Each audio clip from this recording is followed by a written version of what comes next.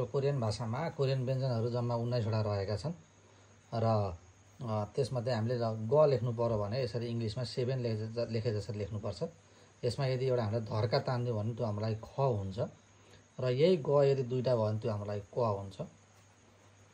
ज लेख्नु पर्यो भने हामी यसरी धर्का तानेर यता तल झारेर फेरि यसो गर्छौँ।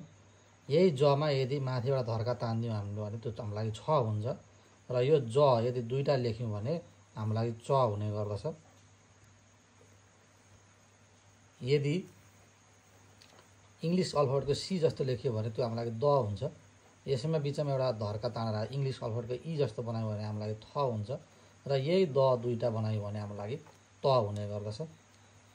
न लेख्नको लागि हामी इङ्ग्लिस अल्फाबेटको एल जस्तो लेख्ने गर्दछौँ र बी ब लेख्नु पर्यो भने यसरी हामी यु जस्तो आकार पारेर बिचमा धर्का तानिदिन्छौँ।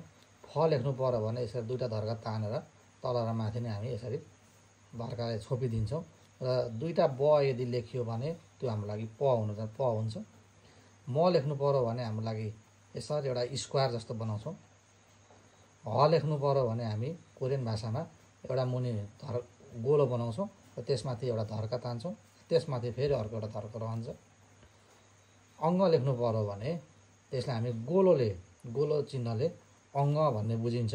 तर यदि शब्दमा झुन्डिएर आएको छ भने मात्रै त्यसलाई अङ्ग पढ्नुपर्छ। यदि अन्य ठाउँमा आएको छ भने त्यसलाई उच्चारण गरिँदैन। र ललाई कोरियन भाषामा इङ्ग्लिसको टु जस्तो लेख्ने गरिन्छ। यो र ल ठाउँ अनुसारले पढ्ने गरिन्छ। यदि शब्दको सुरुमा अथवा झुन्डिएर यो आएको छ भने यसलाई हामी ल उच्चारण गर्छौँ।